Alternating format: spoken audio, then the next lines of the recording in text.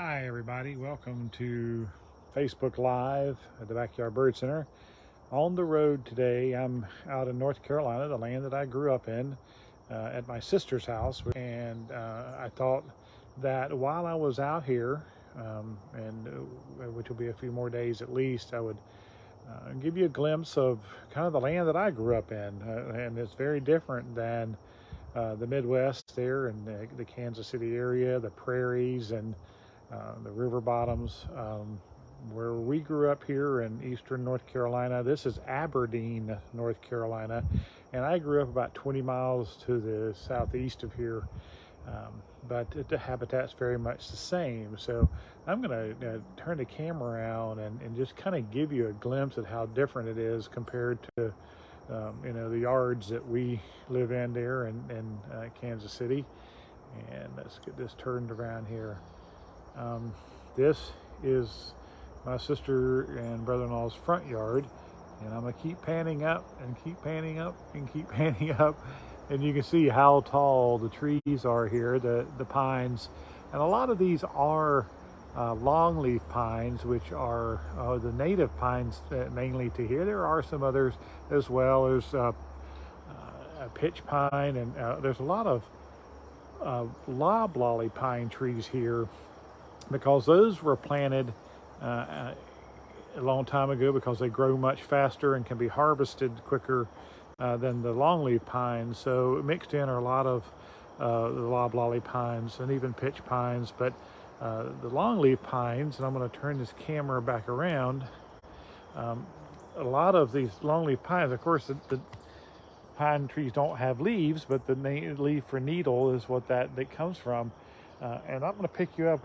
Hurricane Ian just passed through here last week, and so there's a lot of debris on the ground that we're still in the process of cleaning up. But I wanted to show you this longleaf pine branch that was on the ground. The size of these pine needles compared to my head, they're quite large. This had fallen on the ground from the storm, and that's where they get their name, longleaf pines. And they grow quite tall. Unfortunately, it's the wrong time of year to be picking up the big giant pine cones that they also produce. Very favorite for using for bird feeders, making them with the kids and stuffing them with peanut butter and bird seed and things like that, and hanging them up, making turkeys out of them for crafts. We used to bring a bag of longleaf pine cones home with us every year when we came home for Christmas. When we were first out here. It's been 30 years now that I've been in Kansas City, and the first 30 years of my life was in this habitat, and it is quite fascinating. I've been watching the bird feeders this morning, and of course listening to the birds out here, and there's many of them are the same. We have cardinals and blue jays. Their chickadee is the Carolina chickadee here instead of our black-capped chickadee that we get in the Kansas City area. And they have the tiny little brown-headed nuthatch out here. It's so cute, and makes a little squeaky toy sound when he's coming in, and he's been coming in as well. And then they have the pileated woodpeckers here. Hear them cackling every so often, the red bellies and downies, and like I say, a lot of the same birds. Another that we are I keep hearing in this habitat is the pine warbler. That bird stays here year round. Most of the warblers, that we are of course familiar with are neotropic migrants. The pine warblers will stay here all year round, and they'll be members of feeding flocks in the fall. We call them interspecific flocks. These flocks get together, and if one finds food, then the rest will find food. And we find that the chickadees are generally the core birds in those little flocks, and they move around, and the titmice will be with them, and even bluebirds here wintering here, pine warblers, downy woodpeckers, the nuthatches, and they just travel around. And so when we're bird watching here in the winter, we listen for those chickadees, and that leads us to several birds, and we can find them, and we zero in on those. So the pines are so unique, and they're specialty birds that live here as well. The most famous among bird watchers is the red-cockaded woodpecker, which is an endangered species, and that was part of a research team at Fort Bragg that worked on those and improving habitat for them. And they can occur in this habitat anywhere, but they prefer the older longleaf pines, like over 70 years old.